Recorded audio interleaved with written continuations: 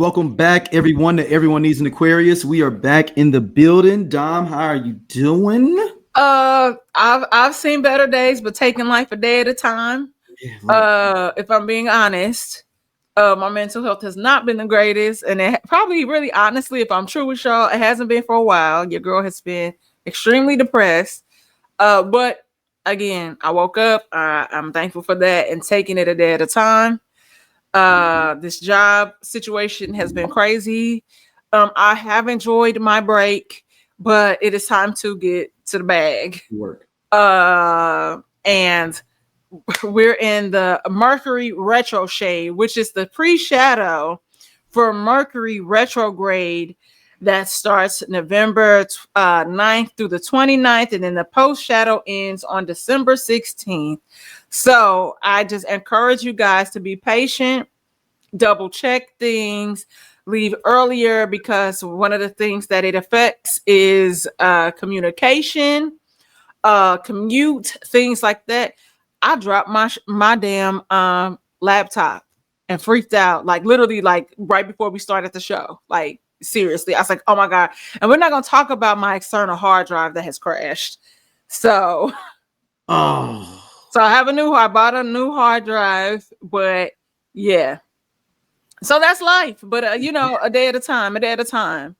Had some, like financial hardships, but we're going to make it do what it do. And that's it. So if y'all want to cash at me a few dollars for this rent, it is called, what is my cash app? Tender Lovings. Tender Lovings. Yeah, I don't Venmo. I had a mishap with Venmo where my account got hacked. Oh, wow. I had to file a claim about that. And if I didn't have a Venmo credit card, I would be shutting that shit down too.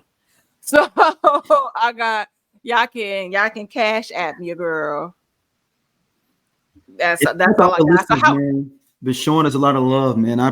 We appreciate y'all. I've been having so much fun with y'all. This has really been one of my saving graces, being able to get online and talk to you, talk to everybody. That has really, really, really helped me through. I agree. So I love y'all. Yeah, we rocking with y'all. So hold on. So Dom, we gotta go back to last week's episode. Okay. People were a little bit upset with you. What did I do now? You didn't do nothing necessarily. It was the Kevin McCall thing. Because you was like, you gotta understand where it comes from. Hold on, we gonna play when this from Kevin McCall first. Then we gonna let you have your rebuttal to that. The songwriter Kevin McCall, and I blew the hell out of that. I wanna put them close up your body like a banana. Chris Brown called me and like, look, this song is going real good. We about to do the video. I only got a check for $10,000 at that time. Spent that up in no day. Tried to get a whip, some dumb shit.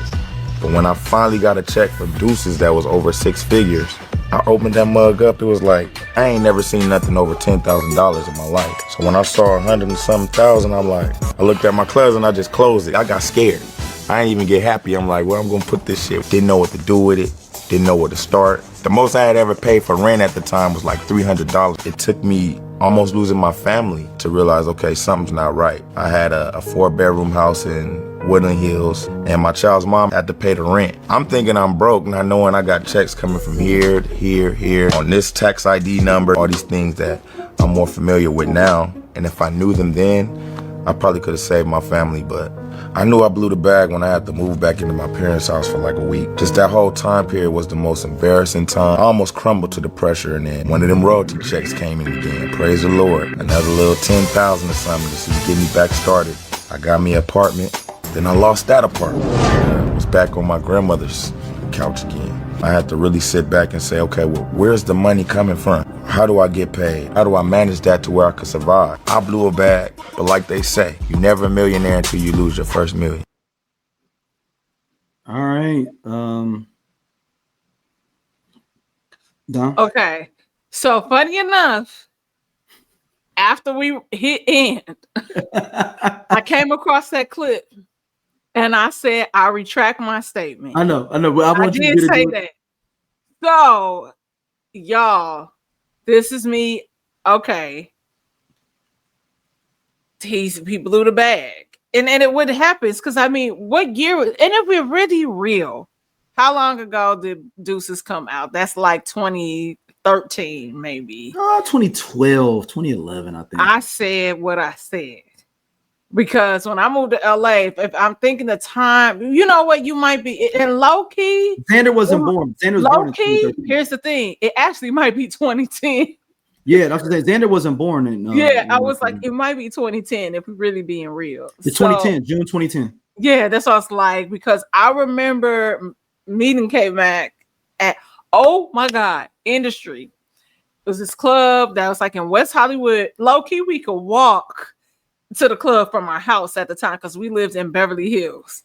So Industry, I think it looked like it looked like Magic City, like it looked like a strip club. I remember all these mirrors, and we met them there.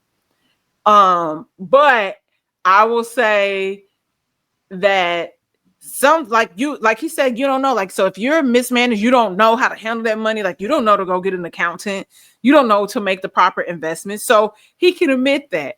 Everything else is tomfoolery. And part of me is wondering, I'm like, maybe he is a little bipolar. Could be. Yeah, I'm like, because there's highs and lows, because he mentioned in that interview, like different artists or whatever, like I know he's worked with Mario or whatever, but then in another video, you're like mocking him and like making fun of his nostrils and all this stuff. And then the whole video with him and Ray J bonding over their hate for Tyrese. Well, no, Ray J in that video, I didn't feel like Ray J was hating on Tyrese. He was just saying that he just wasn't Luther Vandross. I mean, he not. So here's the crazy thing. Can I tell a Tyrese story? Oh, yeah. And y'all gonna think I'm deflecting, but I'm not. So the first time I met Tyrese, it's so funny. This just came up. We used to have this thing on like Wednesday nights in LA in the Valley called R&B Live. And these two older cats that would put on this event, and it was kind of like, not like a mix. It was live music. And then it would close out with like a bigger artist. So Mario has closed out, Tyrese, Tank, Neo. So like heavy hitters in the industry. So dog, I thought the bird was in my house. Yeah. I don't know if y'all heard the sound, but I thought the bird came through the door because I have the door open. But so this night it's like Tyrese, Tank, maybe somebody else all performing. And at this time, my former best friend is like this huge Tyrese fan. I don't get it. Like I said, I love how you gonna act like that. And then signs of love making. No, you don't mention us Aquariuses. Cool. But so we end up seeing him in the parking lot. So I was like, oh, Kiana, let's take a picture so we can send it to Whitney. Blah, blah. Oh, wait, can you cut those names out? So anyway, so we asked Tyrese, could we take this picture? He's like, okay, cool. But it is the most awkward encounter. And if I could find that picture on Facebook, I will find it for y'all. Like, so me and my homegirl were standing next to each other, and we thought that like maybe he would move and get in between us. So he's in the middle. And then we're like, oh, okay. So like one of us like moves to the other side. So he's in the middle, but he doesn't like, you know how sometimes people will hold you. Like I met Chris Brown. Chris Brown like held me and my friend or whatever. But Tyrese is like poses like a statue. It's like we are in motherfucking Transformers or Fast and Furious. Does it like it is the most awkward picture ever. And that would be one of my like first weird encounters with him. So yeah. I was like Kevin McCall has a big time beef with him. Like yes. So just as much as Chris Brown, I feel like. You know, I don't know. Like they both from Watts apparently, but here's the thing. It's like, you know, Young Thug came out saying that he was going to give him $25,000, like to help him get on his feet, or whatever. And then since then has retracted that donation. You know, and rightfully so, because Chris probably called him and said, hey, nigga, this is actually what happened, or this is what happened.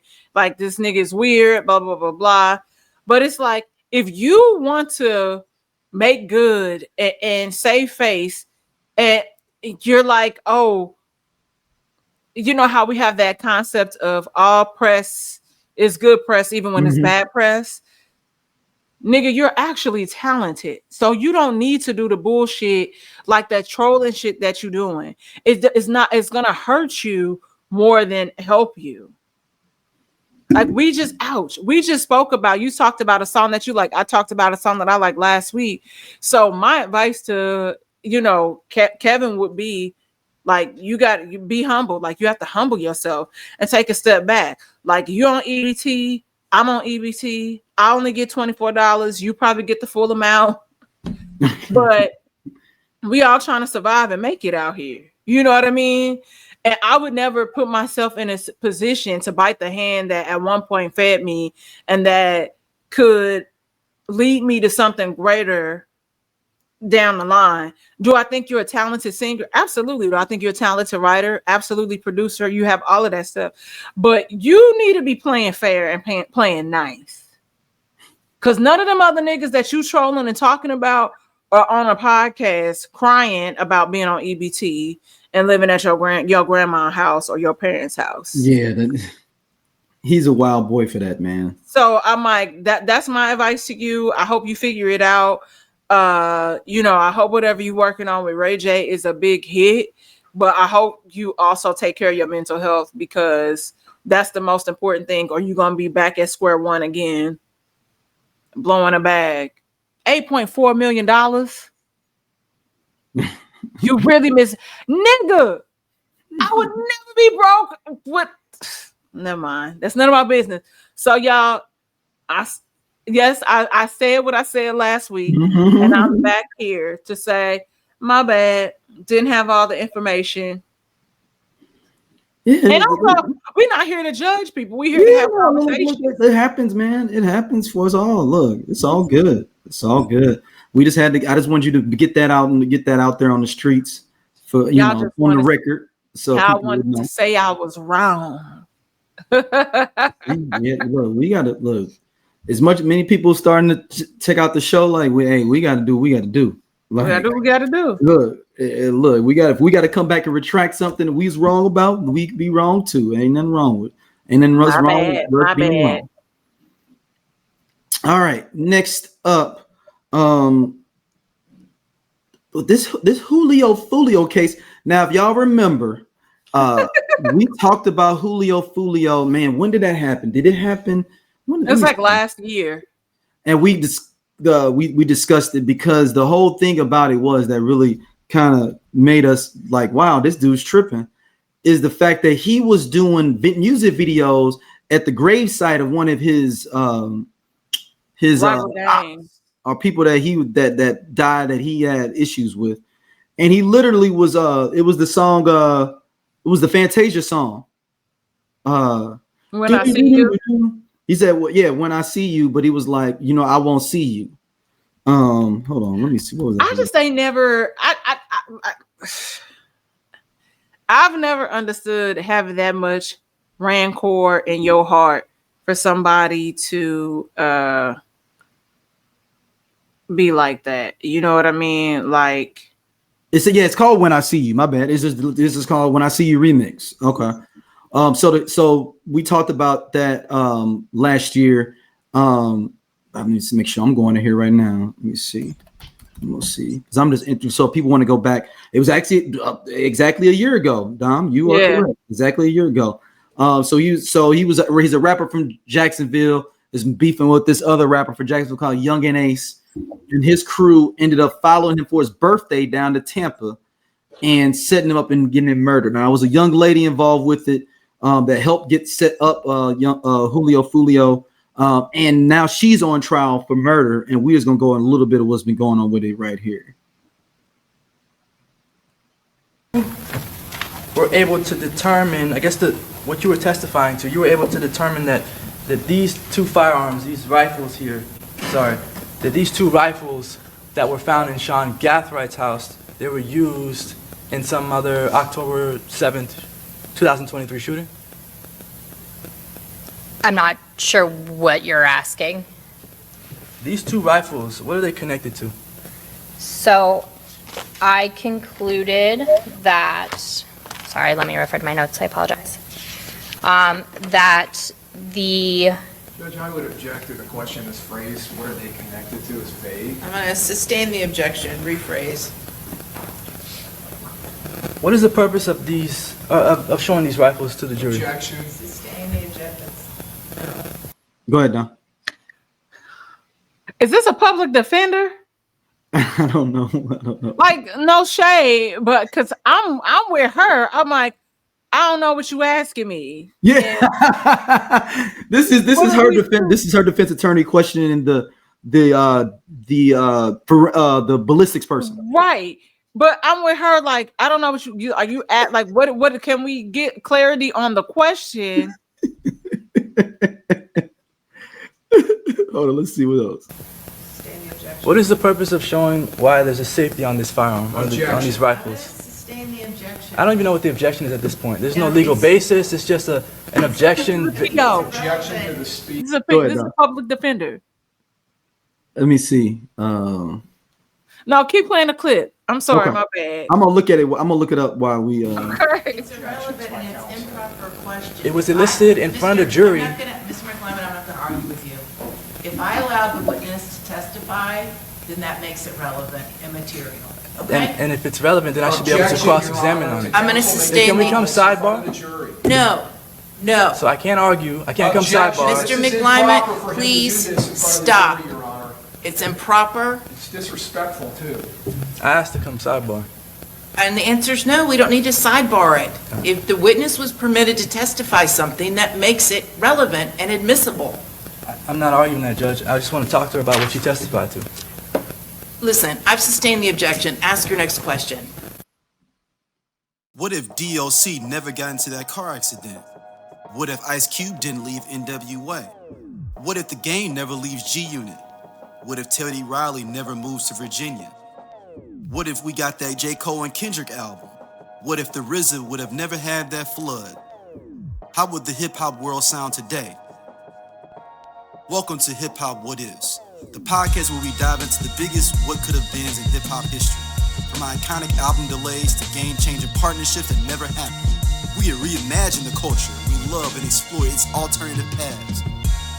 And you are now at Hip Hop What Is. All right, Dom. I found out he is actually Jeremy McClinton. He is a founding attorney of Ascilla Law Firm, PA, dedicated to criminal defense and civil rights. He is from a native of Tampa, Florida. After graduating from Milan, he went to the University of South Florida, and then criminal while interning at the Hillsbury County Public Defender Office in 2013. After graduating from USF, he went on to earn his law degree from Florida International University. He worked for the Public Defender's Office for a while. Looks like. Yeah, he says like that. I could tell.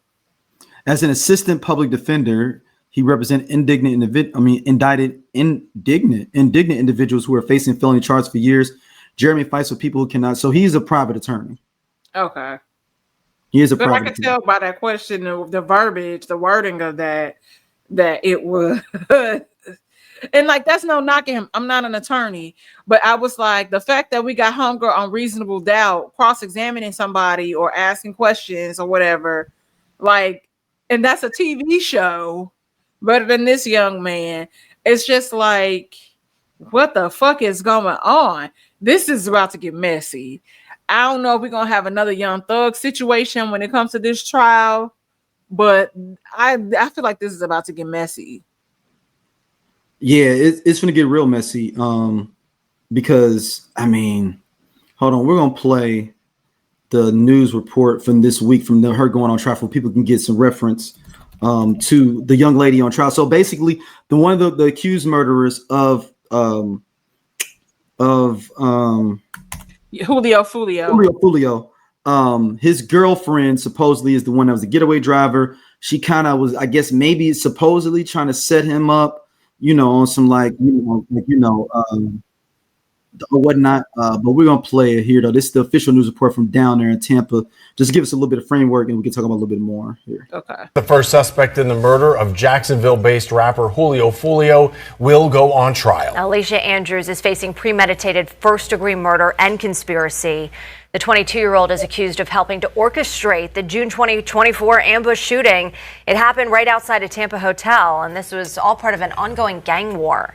10 Tampa Bay News reporter Christina Mendez is live at the Hillsborough County Courthouse. And Christina, opening statements start at 8:30 this morning. Yeah, Alicia Andrews is the first of 5 suspects to head to trial. She is being tried separately from those other men, and that is because prosecutors say that she was not a member of this gang and does not qualify, therefore, for the death penalty. Let's rewind to where this all started and what led to today. Last summer, the Jacksonville-based rapper known as Julio Foolio was in Tampa performing and celebrating his 26th birthday. Investigators say that Andrews and her boyfriend Isaiah Chance followed Charles Jones, the victim, from Jacksonville and then shared his location with 3 other men accused of ambushing and gunning him down in a gang-tied feud at a hotel near USF. Prosecutors say her cell phone and car were being used to help them fly under the radar. Opening statements and then testimony will follow. That should begin around 8:30 this morning. We will be inside the courtroom to report exactly what happens at the start of this trial. Looking ahead to the other suspects, the 4 of them will go to trial together in the spring of 2026. We will be there for that as well. And if convicted, they face a life sentence or the death penalty. Reporting live in Tampa this morning. All right, Dom. So that gives us the framework. So basically, she basically followed him there, or found out where he was there for whatever reason. Maybe left him leaving a party and was like, "Yo, come through. We all." Yeah. So what happened? I can give a little more detail to that. So allegedly, what happened? Well, what happened was not alleged. They had an Airbnb for his birthday. So Airbnbs, people have been cracking down on the capacity of people that you have there. So they got kicked out. So from there, that's how they end up at the Holiday Inn. So she's the alleged girlfriend, and one of the shooters. So now she is feeding them this other. Oh, that's right, because they got video of her being at the Airbnb with him, like on her phone. That's right. Yep. I remember now. Yep. And so that's how she gets caught up on the like that first degree. Which is premeditated murder charge and conspiracy, because she was aiding them in everything else that happened. That's crazy. Yeah. Like, man. Can you imagine like fake liking a nigga like to get them killed? Like, that's crazy. And I'm like, I have so many questions for her, because I was like, were you supposed to get a bag at the end of this? Like, what was your reason behind, or was he a part of a gang? Like, who do you know that personally got killed where you would seek this type of revenge? Like, now I'm in my Jack's bag. She was just following some dude she messing with. Young and dumb and impressionable. Yeah, man. And now like what's her face say in Brenda in Scary Movie? She don't love herself. That's really what that is, because there's no way in hell. And you look like a pretty, like, decent looking young girl. You could use your yellow privilege to she's not an attractive young lady, but just didn't know how to play that game, baby. Because I would the women, we got to stop being stupid over these men. Hey, look. Yeah, I can't even look. I ain't got no rebuttal to this one. Yeah, like, that's just, it's unfortunate, but it almost feel like an episode of Atlanta. When they put his picture up on the screen and how like crazy he looks. And not saying that he's crazy, but it's like, y'all gotta realize the street is gonna lead you to jail or in a box. So, child, this generation is crazy. Yeah, it's something, man. But all right, so overall with this, man, like, what is the less? I mean, this is something we've seen multiple different times. I mean, niggas ain't gonna never learn. You can't save everybody. Yeah, And more, I mean, I like the street side of it, like whatever them dudes was doing, whatever you're doing. But I feel sorry for the young lady that let herself get wrapped up in all this bullshit. Yep. With these kids. Ain't no dick that good for jail, y'all. No, and not to be setting up no murder or nothing like that. Like, y'all, I mean, what movie y'all seen where they get away? Even in the movies, somebody die or go to jail. Yep. I'm trying to figure out what success story is this ride or die situation? Like, what's the success story? Where is the one where it's like, hey man, you know what? Dang, they got away. I heard they got away. When? What's the success story for you to believe that you're going to be the only one to get away with this shit? Yep. That's my thing. Like, why do you think that you were going to be the one? And in this day and age where it is, like, y'all know everything can be traced back. Especially on the iPhone, you sharing locations. At least if you're gonna do it, be smart about it. Like, you got to get a burner phone. Like this, like you have to operate a different way, girl. Like she is right where she's supposed to be. Like, man, yeah, you're right. She right where she's supposed to be. You are correct. Yeah, but it's like, man, but. Rest in peace to Julio Foolio, even though you was wilding out here doing music videos in front of your ops things and stuff. So that stuff never end well. No. Never end well. So SNAP benefits are going to be are out for the month of November period, and they ain't giving no back either. Like, it's just not coming back for the foreseeable future. And we'll have to do some conspiracy stuff in a minute, but let's dive into this a little bit. Where they discuss the SNAP benefits and what's going on with it at this point. Government shutdown enters day 26 and hits a critical phase this week that could affect millions more of Americans. Well, the U.S. Department of Agriculture says the well has run dry and SNAP benefits will stop November 1st. Yami Alcindor reports. Tonight, impacts of the government shutdown intensifying, with key benefits on the brink of running out for millions more Americans. We expect to see a huge influx in people utilizing the pantry. The U.S. Department of Agriculture says SNAP food assistance will stop starting November 1st for about 42 million people. That same day, open enrollment begins for the Affordable Care Act, and premiums are expected to reach record highs. Michaela Butler, a nurse, says she's concerned for her patients. We're going to see a lot more people opting out of healthcare that they need and ending up in pretty bad situations. Nearly 4 million people are projected to drop their coverage next year if lawmakers allow the ACA subsidies that help lower those premiums to expire.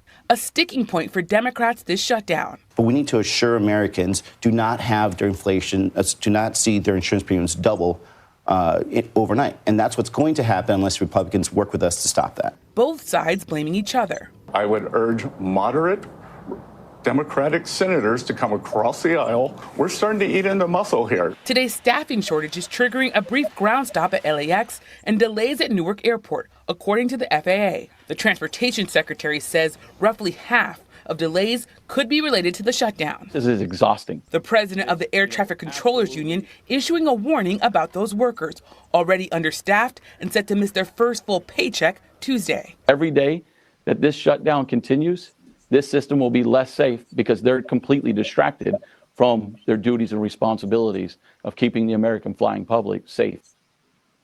All right, Dom. It's just unfortunate. Like I said, there's so many people. I encourage people that are listening, even if you are not on SNAP, to utilize the resources that are in your area to be able to even donate. Because this is, just very, very unfortunate that we are even experiencing this again. Like, I know like shutdowns happen every presidency. But, for some of the other presidencies, it'd be a matter of like, okay, it's a week, maybe 2 weeks. but this has been ongoing now for we're like a month or so in. And it's crucial. This is what the government is for. Y'all always be telling people pull themselves up about the bootstraps. Every day we are seeing people still consistently get laid off from their jobs. People are trying to survive. I don't know what the fuck y'all trying to do out here to people and drive people crazy.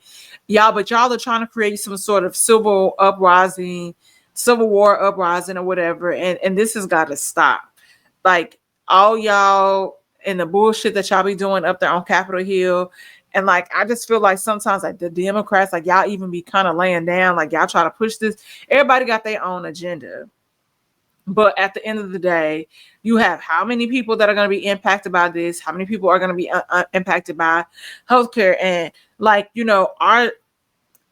live in a state where things are a little different, where if something happens, you have to go to the emergency room. They give you emergency health care. Like they did that with my old roommate, where he was supposed to have benefits for post, it's a month post him getting let go. Mm-hmm. And it wasn't like that. And so literally was able to get emergency health care. And we have Gavin also implemented insulin, like a generic brand is going to cost $11. So you have somebody really working for the people, and y'all have seen that Gavin has pushed back, and people have their tits that they have with Gavin, but I just feel like, hey, get the job done. Everybody in these political roles always try to look for stuff for fame, ill-gotten gain, whatever. But this is out of control, and just really sad that how many people are going to be impacted by that.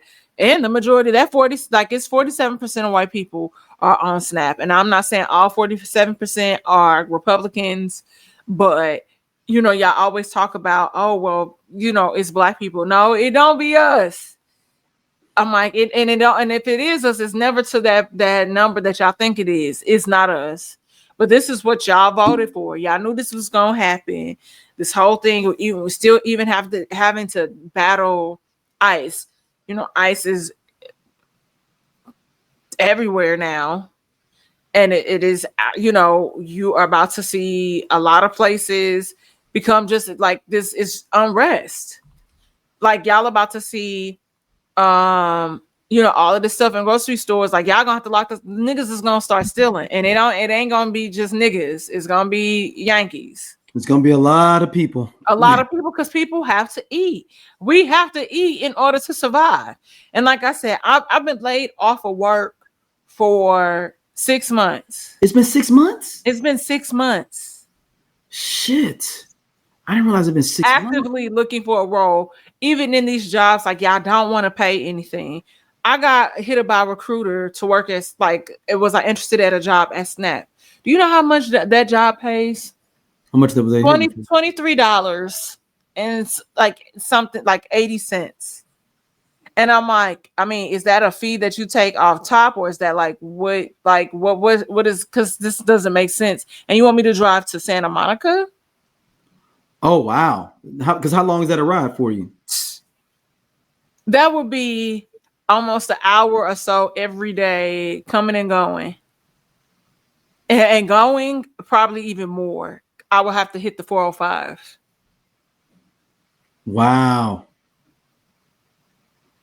I'm going to respond to say, is this job remote? Give me the deal. I don't think this is a remote. Is this a hybrid position? Wow. It's tough out here. It is tough out here. And it is up to us as citizens to not lay down and take this bullshit. That's so it's so crazy, man. That we're letting this not letting this, because we're not politicians, we're not in there inside the government.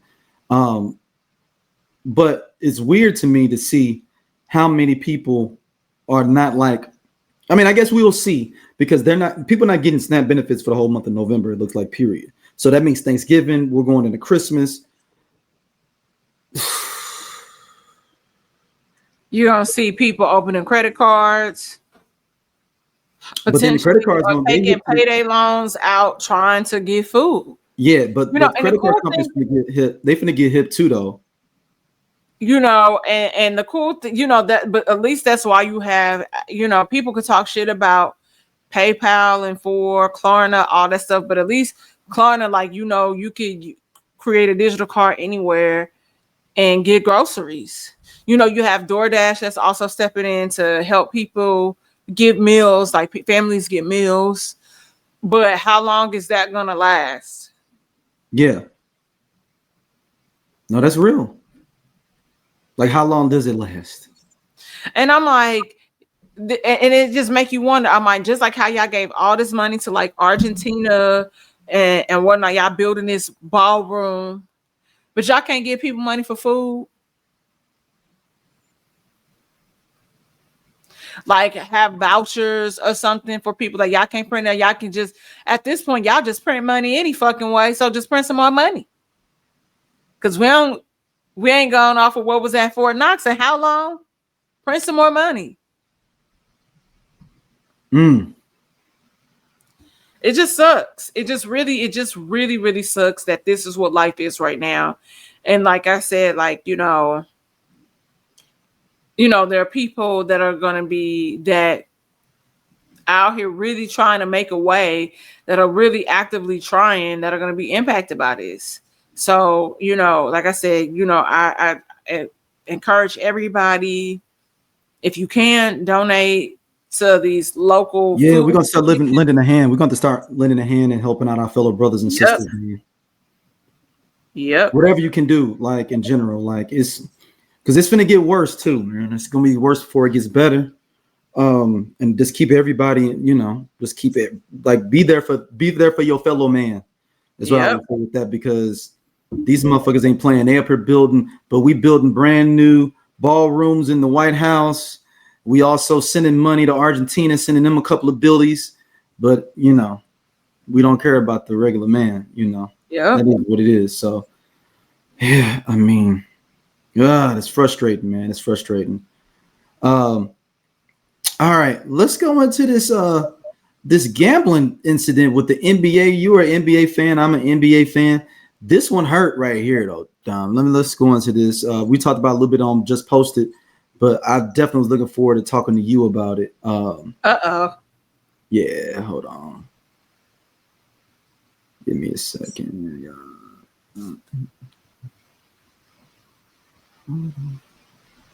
Hold on. Here we go.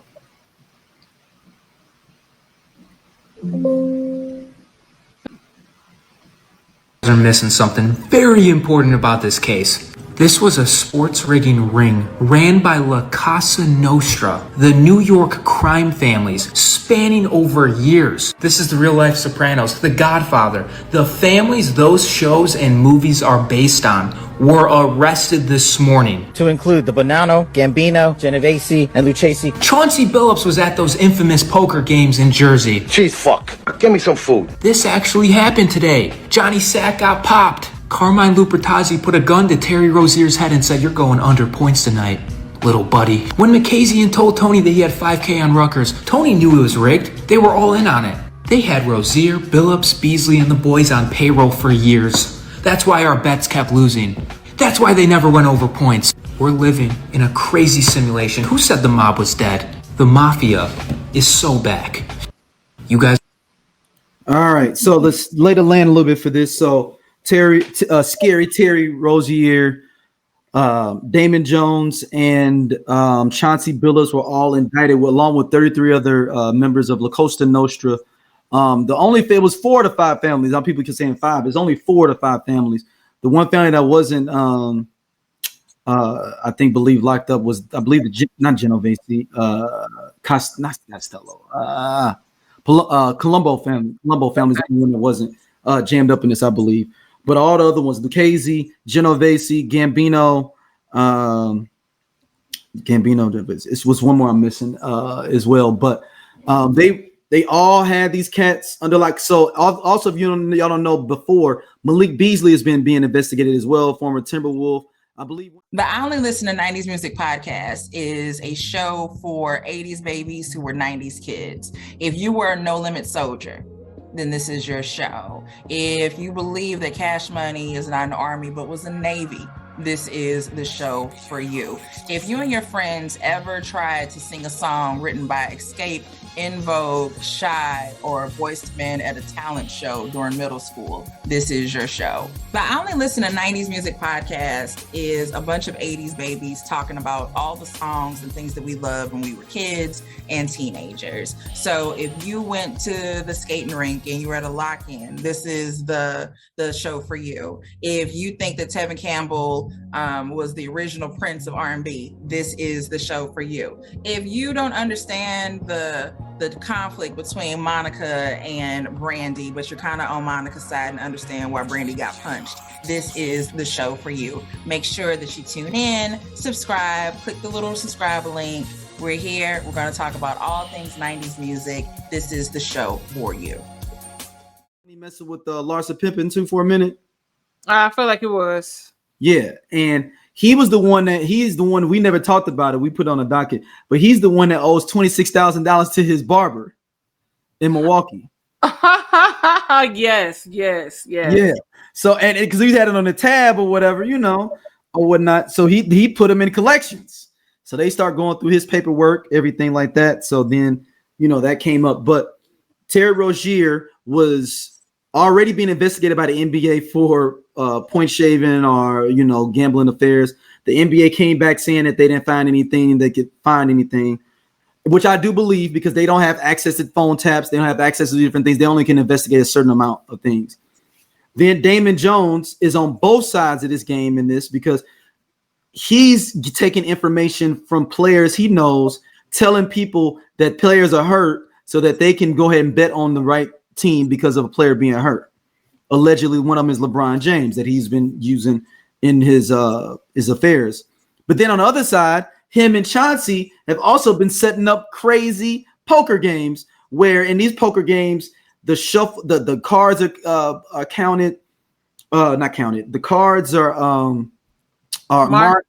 The dealer is in on it, and there's the people have glasses that they can see through the cards to be able to see what other people have in their cards. It's a wild thing, man. It sounds like this season of Only Murders in the Building. Is that what the show's about? Like that? Yeah. So this season of Only Murders in the Building, they discover a poker parlor at the bottom of the Arconia. And so, but then they find this dead body of one of the, like the mafia, like Italian families, this mob dude. And then he comes up dead. And then like the doorman, gets killed in the last episode of last season. So they trying to figure out who done it. But it's y'all, if y'all need a really good whodunit show, Only Murders in the Building is so great. It was with Steve Martin, Selena Gomez, and Martin Short. But it's so funny. But yeah, that's one of the things that's happening in the Arconia, trying to figure out what's happening. What happened in that parlor? So it gets even crazier. So my articles over here, I'm gonna play a video here too with some of the gamblers. So some of these high class gamblers are going to these games or whatever because they was just like, oh well, dang, there's NBA players there. I'm gonna kick it, do whatever. And they said those people coming in, they knew were not better than them, and they was getting them. Like it was random, like Italian people and random other people that was like getting them. Like these are professional poker players, and these dudes, they say, wow. I know these dudes ain't even know. They ain't been in a World Series of Poker. They ain't been nowhere like that, and they getting us. And it got so bad in the article I was reading. Some of the players went back because they were like, "Ain't no way I got played like that." So they will go back to try to see if they can win. And like, I'm not that bad. I can't be this bad. So hold on, I'll play some of this from. That's crazy. That would fuck with me too. Who is Matt Berkey? Is he a very famous poker player? Yes, one of the most successful poker players in the world. And what is the podcast he's on when he is saying, yeah, everyone knew that the Chauncey Billups games were rigged? This knew it years ago, knew it in 2018, 2019. This podcast was recorded in 2023. He's referring to 5 years earlier in this clip that came out in 2023. It's the Only Friends podcast where he's talking about Billups. It started in LA and then it came to Vegas for a few days, and it was all built around Chauncey Billups. and I had heard about the game, and the person who told me about it was like, "Look, I know the game runners. I'm telling you 100% this game is on the up and up." And I was like, "Well, I know a lot of the people that are involved, and I'm telling you 100% that it is not on the up and up." Yeah. And we kind of went back and forth, and I agreed that like I just wasn't going to go play it, but I had some friends who went and played it both in LA and in Vegas, and it obviously like was for sure confirmed to be cheated. Like people who clearly didn't even understand the rules of No Limit Hold'em are just like jamming hundreds of big blinds in with like a gutty and then just drilling it. Only the pros are losing. Like that's not even well matched, okay? If you know, and I'm not going to be as sophisticated when it comes to the poker world, but they know where the inefficiencies are, and a pro would spot a rigged room very fast, like within a couple of plays. A gut shot straight draw, 100 big blinds is just like, that's the, like, if I was at that game, I would just be like, that guy's cheating. That's the most, like, it's so blatant. What he just explained is sort of the most amateur. It wouldn't even take a pro to recognize, wait a minute, that never happens. You clearly knew the cards that were coming. You don't know the rules. You don't know the rules. Wait a minute. This is not. So this is the most amateur. You gotta feel it. That's like Austin Powers. I like to live dangerously. So now we make the crime families what we make them. But all this is basically, hey, we've got some people. They just want to be around Chauncey Billups. They want to say they played poker with Chauncey Billups. And you know what it's going to cost for an evening of poker with Chauncey Billups? $200,000. Chris, who is? All right. Something. I mean, this is not the same. This is not the same game that Gilbert Arenas is caught up in, right? This is a whole nother. That's a whole nother ring. Yeah. That's the Jewish mafia, I believe, that is involved. Right. He's with the Jews. Okay. Yeah. Oh my gosh! Like this is just so. I mean, both situations are crazy as hell, right? But I'm also looking at it, thinking of it from the perspective of like, nigga, did you really think that you was gonna get away with this? How did you think? No, I think he either owed the mafia, something happened where they started leaning on him to do this. There's no way that he wasn't ahead of not doing none of this. No, them four families. He maybe got the gambling. He had to borrow some money. That's what I was thinking. Something. Like it was like a Bobby Brown situation. Something, man. And if I'm him, you in a rock and a hard place. Can you snitch? Because them cats got long tentacles. I mean, we gonna see what happens, but this is crazy as hell. And Chauncey, everybody said he was always a stand-up dude, so that probably made it even worse with cats. He's bringing people in because that's my dude. Ain't nothing gonna happen. It's just weird. Like, but also, like I said, like if this has been happening, this has gone on. They said like 2018, 2019. That's why it's like 2018 is when they said that this started. Nigga, that's 7 years. I mean, and you probably by year, 3 or 4, and nobody saying nothing to you. Now, there's a flip side to this, Dom. He could have been in on it too, where they paid him per game he played in. I mean, I think it could be similar, like what we thought happened with Gilbert Arenas, where it was like y'all definitely was giving him a percentage where it was supposed to cover XYZ, and then you also get, whatever you pocket. Yep. But niggas get played every day, B. Like, and this is crazy.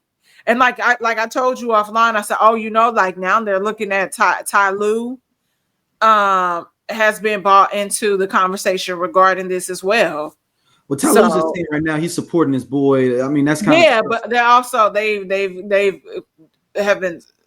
getting eyes on him. And like I told you, like what they were saying, some of the articles I kind of read about where they was trying to also put something on LeBron, but that's currently at the moment that's hearsay. Yeah, they ain't. I mean, if it was LeBron, they would love to get LeBron. They ain't because this Cash Patel. Now, don't get it twisted though, y'all. This is all distraction from the Epstein files because the way they trying to trot out all these black guys like this and even the mafia, if they've been sitting on this for 7 years, they could have been popped all this stuff off. Yeah. So why all of a sudden now that we decided to do this? I'm not saying these brothers, if they was ripping people off like they were, then so be it on that because. to understand, so I did a little bit of research on like how poker games. So poker games technically are not illegal, just a regular poker game. Right. The problem comes in when it's a thing called a rake, and a rake is basically every hand that is like if I just host something in my house and me and some people come through and I ain't making no money off of it, that's cool. Correct. But when I start charging a percentage for every hand or a percentage of the pot for the night, that's when it becomes illegal because now I'm a little mini casino. Yeah. Yeah. And that's what we was talking about even with the situation with Gilbert Arenas. Yes. So, yeah. I mean, we're going to see what happens. Do you think they're going to make them pay restitution? Yeah, they're going to pay. They're going to have to cut a check. It probably like a couple of hundred, by maybe $100,000 or something. But it's going to be on them again. But if it's been 7 years, I think it's more than $7,000. I mean, $100,000. It's going to be more than that. But again, it depends on how much they claim that he ended up making over the years. Because Damon Jones' ass was only given charging to get the hookup $2,500. Oh, okay. Per tip.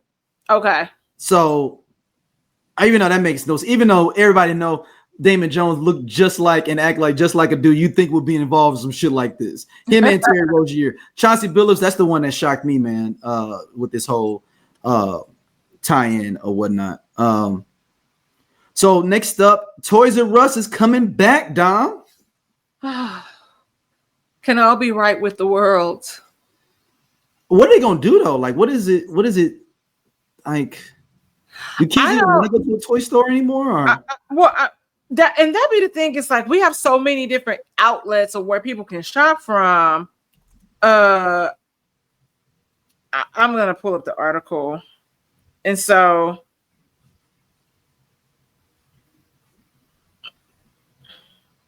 it's saying that Toys R Us is coming back. I'm sorry? It's only for the holiday season. Yeah, that's what So it says, yes, Toys R Us is coming back and opening 3 new stores in the United States for the 2025 holiday season. This includes 10 new flagship stores and 20 seasonal holiday shops, marking a comeback after the company first filed bankruptcy in 2017 and closed the stores. The new stores will feature smaller, more modern concepts and interactive elements. So it will be 10 flagship stores that won't be closing, and then 20 holiday shops will be closing post-holiday. So I'm interested to see how this will pan out. Like I said, with the times that we are in right now, everything kind of being a little complex. Is Toys R Us going to be able to profit and monetize this space of nostalgia and people wanting a sense of normalcy? Like we remember when Christmas, holiday shopping was a big deal. Black Friday shopping was this big deal. Stores were opening at midnight, and post-COVID, we really don't see that anymore. Stores being open. You will have stores even opening Thanksgiving night. Yeah. Like I know when I worked at Macy's, the store would open like at 7 or 8 o'clock and would stay open like for 24 hours, pretty much, or 30, or actually no, yeah, about 24 hours. The store will stay open, and so I'm wondering if are people going to grab onto that, and you'll see a huge profit versus you seeing people shopping online, more so particularly Amazon. You have Target, you have Walmart now. So I'm interested to see how this will pan out for them. Because it was definitely a sad day hearing that, they were closing their doors, but ultimately we're going to see what happens, especially in this economy, because I think that we're kind of in this weird space where people are really saving and holding on to their money. Yeah. And last time we were in a recession like this, we saw people renovating their homes, selling their homes and all of that stuff. So it'll be interesting to see what happens this holiday season.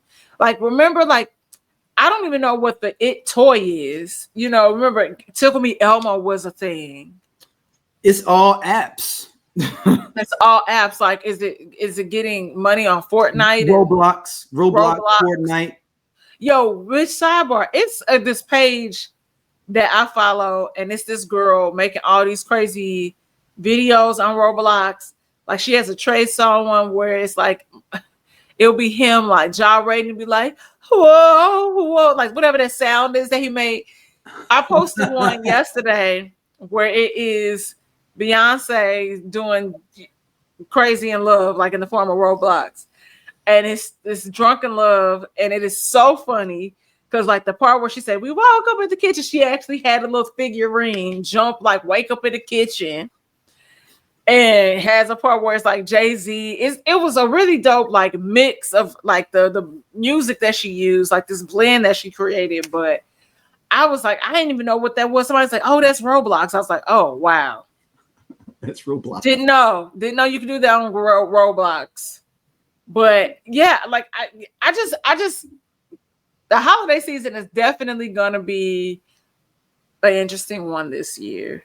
And I know we have to find joy wherever we can. So that's why I'm really interested. We'll be watching you, Toys R Us, to see what happens. Are you guys gonna do it right?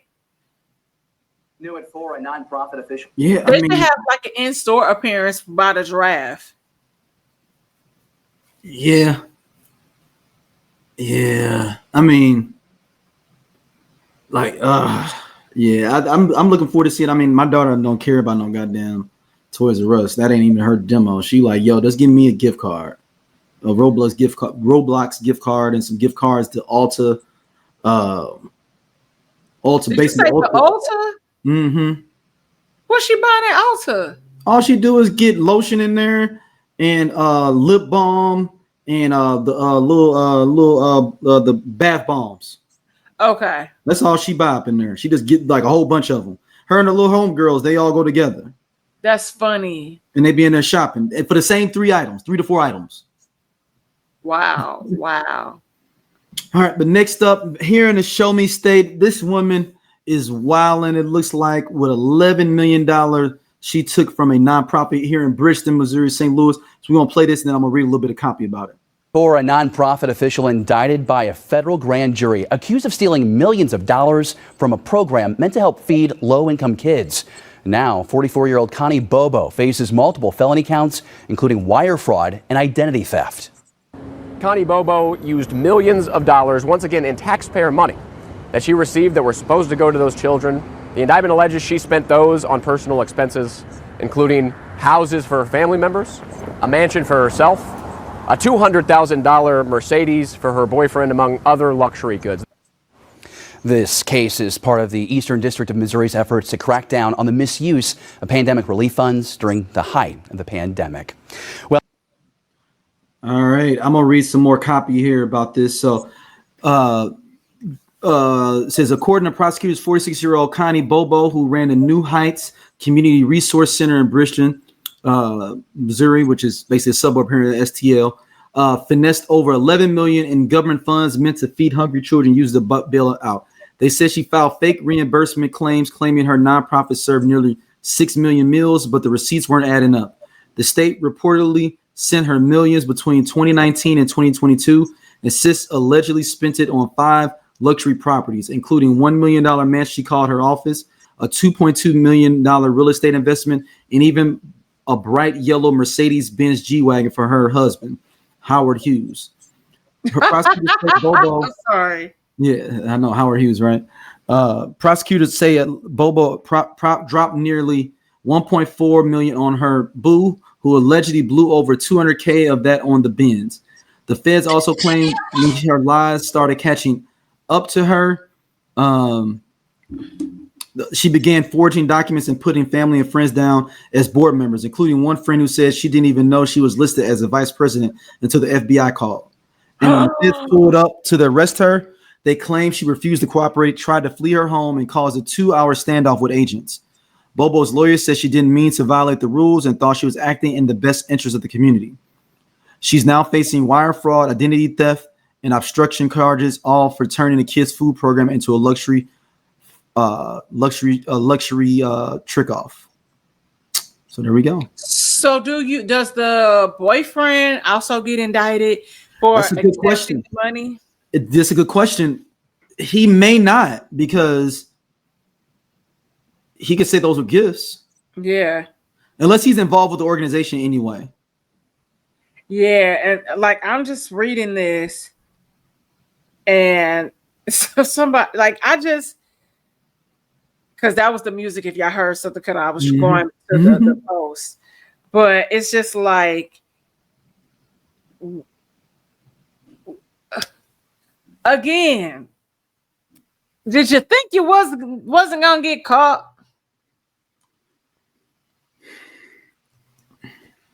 It's one of those things. I think when people start getting going, they just be like, it'd be a high that they get. It gotta be. I think after a certain point, they be like, "Fuck it, I just let when the feds come, the feds come." Like I'm so far deep in. I'm talking about like when you get up to millions that you didn't fraud. We ain't talking about like $5,000 you frauded. We talking about millions. You like fuck it at that point. You gotta be like, I don't care. And I just keep thinking about like, I'm like, girl, you see them getting all these people. They got British, and British didn't get nowhere near this much. And you thought that. So like I said, the only way she gonna get around this is like I said, like if something come out and she start, snitching on people, but also it's like, how you getting your friends potentially caught up in this shit and they don't even know? Like, girl, the way that when you get out, you still owe the ass whooping. Like, how do you like? That is crazy. It's maddening, to be honest with you. But man, it's just one of them things, man. But this next story is from Wells Fargo. This one's crazy and it's serious. This has been a crazy wild episode. Yeah, every headline has been crazy. Yeah, it's been one of them all around the world type of situations. Fargo is accused of pushing many black homeowners into foreclosure. A new lawsuit argues the company used a modernized version. Oh, this ain't even the same. This ain't the one I want to do, but we're gonna keep this one playing though, Dom. Because this is the one you asked me about before. Okay. Before we get started. So here we go. Redlining. Historically, redlining refers to the Federal Housing Administration's refusal to insure mortgages in and around black neighborhoods, and agreements that blocked or restricted the sale of homes to black Americans. In this case, the lawsuit alleges Wells Fargo denied black homeowners lower interest rates through refinancing and forced them to pay more for loans. Citing 8 million refinancing applications from 2020, the suit says that the financial services company was more likely to approve applications from white borrowers and that black applicants were subjected to delays, feigned mistakes, and other obstacles that forced them to withdraw their applications or wait indefinitely for a response. All right, that's not even the one. This is actually the one. This gives us some groundwork. Then this gives us a little bit of framework. This is the one that I want to play right here. This is crazy. Fargo just settled a case for $8 million as a part of a conciliation process. A conciliation process is ultimately a form of settlement. That settlement is a result of both parties agreeing to resolve the underlying claims. The allegations against Wells Fargo is with respect to their hiring methods and who they were hiring. Apparently, over 30,000 black people and women were being denied employment with Wells Fargo, and they have now settled a case for $8 million. It tells you a lot about how much businesses, corporations will have certain policies in their hiring decisions in terms of who they want to hire and how they are disproportionately impacting people that are women as well as people that are black. All right, Dom. Are we shocked? It is 2025 and we still like nothing shocks me anymore. You know, like I'm not surprised especially considering this huge influx of layoffs and more so. So take that back. This is wrong. He's wrong a little bit in there. It's 85 million. It's not that amount. It's 85 million. Yeah, that makes sense. Even more sense because I was like, damn, 8 million. That's really low. But just like how that girl, that's the black girl that created a fake profile as a white girl on LinkedIn and saw that she was getting, all these hits where when it is a black person, you're not getting any. I'm Doja. This Sleep. Yeah, we part of Just Posted Podcast, man. The best show on this network. Come on, check, though. Seriously, man. Just Posted. It's just me and Doja sitting back talking about what the fuck going on in the world and streets. We said labor of love. He said labor of love. I ain't say that shit. Shout out to you know what I'm saying, everybody coming to watch though, man. We really appreciate y'all. Holla at y'all later. Hey man, this nigga just tall for no reason. Gone. And he do regular jobs. Don't forget that.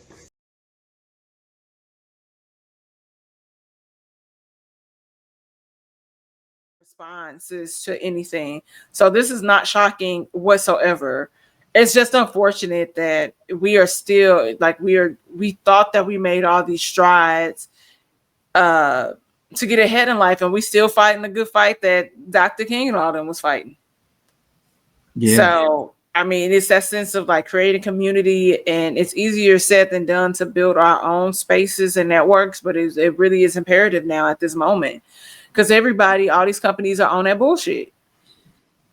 Like, man, like 85 million, and y'all, how many people that? So this court case goes back to 2021, so this ain't even new.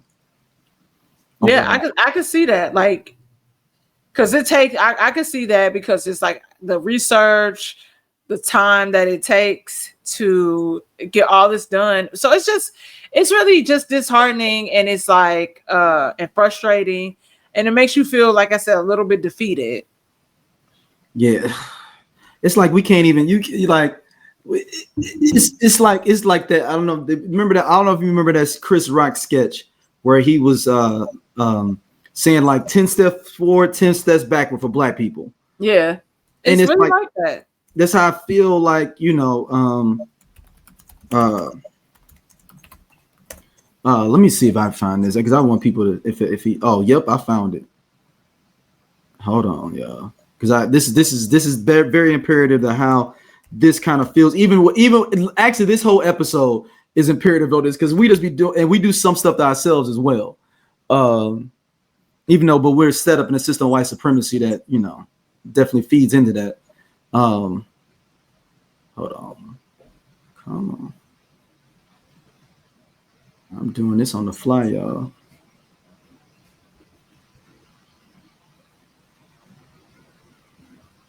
All right. Yeah, we just ain't on even play it though, Dom. But yeah, it's just we can't win for losing. Or whatnot. We got a couple more quick hitters before we get out of here. This one is even crazy.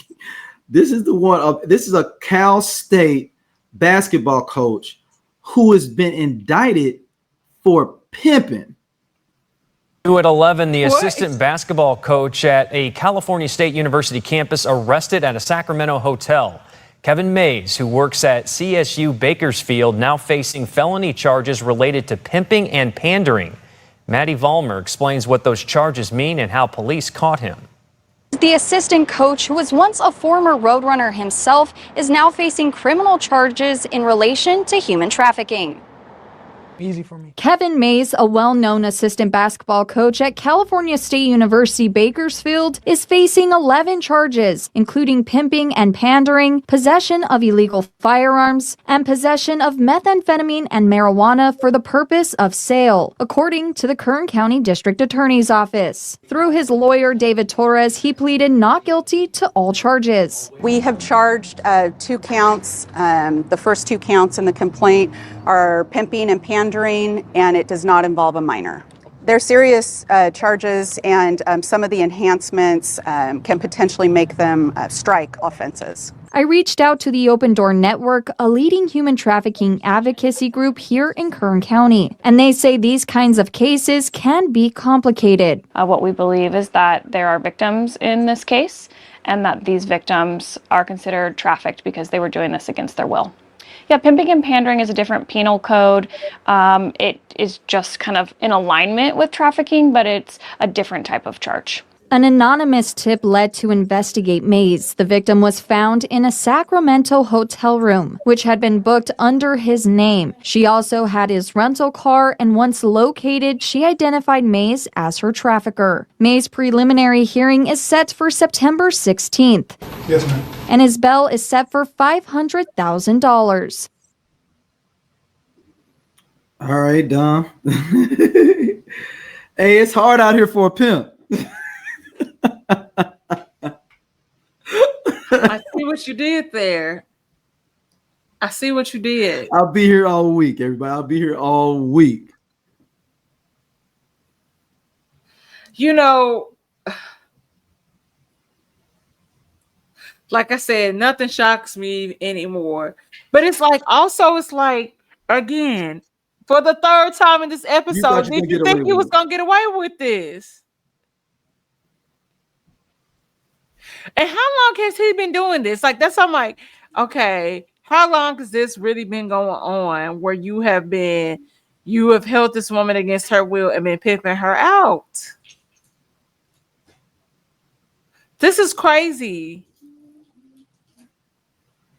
Yeah. And it's like, you know what, people just be so cold and heartless. I'd be like, dang, you don't have no mama or no sisters, or you would have at least a little bit of a heart to not do this shit.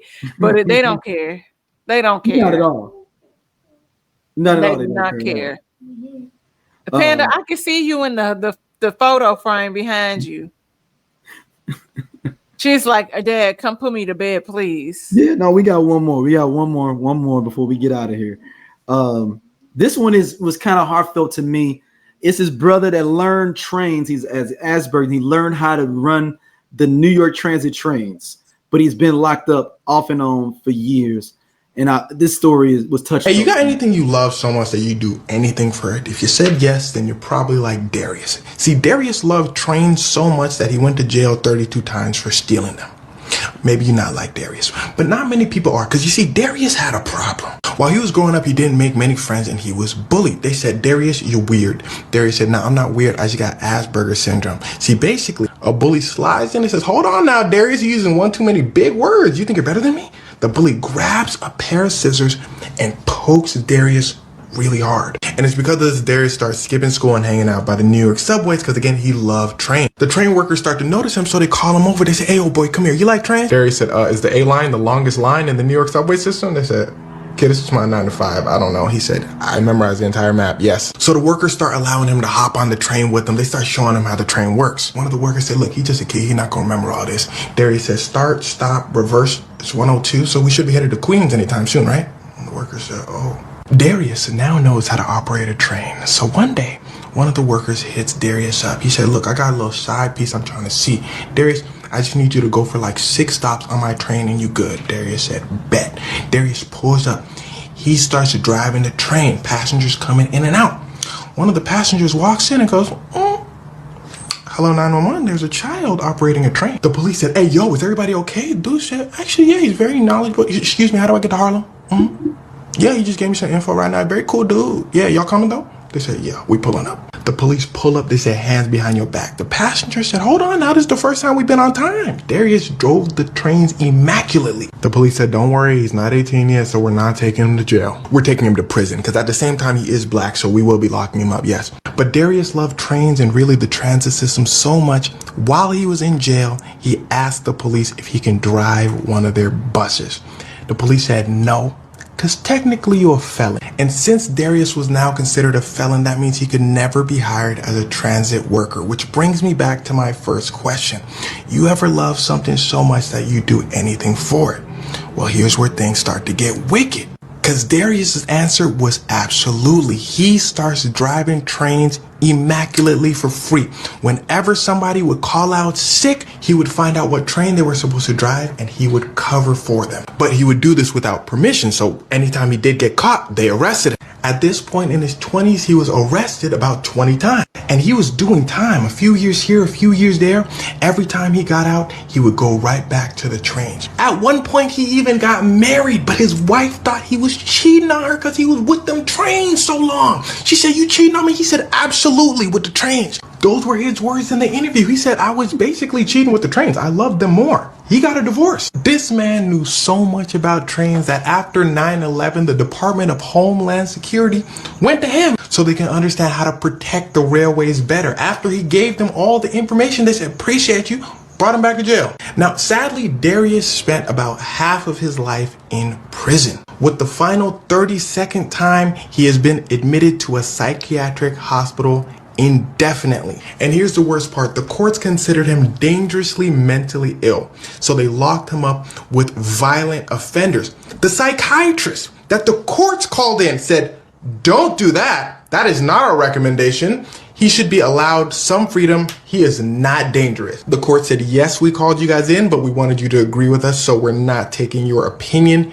He's dangerous. Lock him up. And well, Darius has been locked away in a type 1 facility, meaning he's considered very dangerous, for about 7 years now. Both of the court psychiatrists recommended he be in a type 3 facility, meaning he is allowed some freedoms. He's not considered dangerous. Now, regardless, if you think this is unfair, I need you to do me a favor. I need you to at least speak about this. Tell a friend about Darius. Share this video if you must. If you make videos, make a video about this. Use the hashtag #FreeDarius when you're talking about this. Let's make this an online movement, because at the end of the day, it's not just about Darius, it's about a broken system that absolutely needs to change. If you'd like to do more, there's a petition I found. Go to Google, type in change.org, free Darius. All right, Dom. That's crazy, right? Like, I am shook. And like it's like if somebody just taught him and just like pull him up under the wing, like they use him for learning the transit system. And then threw his ass back in jail. Threw his ass right back in jail. And saying that he's a menace to society and that he needs to be at a type 1 facility, when several psychiatrists told y'all, no, it's more like a 3. But like I said, we're still fighting that same fight. And people, often ask like, oh, have things gotten worse, since we have moved on, like moved into the 21st century? I'd like to just push back and say things have never changed. Stuff is just everybody knows his name is Darius McCullum. That's his name, his full name, or whatnot. He has a documentary called Off the Rails. It came out in 2016. If people want to check that out as well. So this is I'm gonna dive even deeper into this Darius McCullum thing, because man, like this brother was just trying to figure his way out, and they won't even like. This is the thing, is that we want to throw people away so fast. Yep. Instead of trying to find ways to enhance or take the talents and make them useful in society in some way, we just like, oh, fuck it, you just a menace to me, or just a nuisance. I want to say he's not even a menace, he's a nuisance.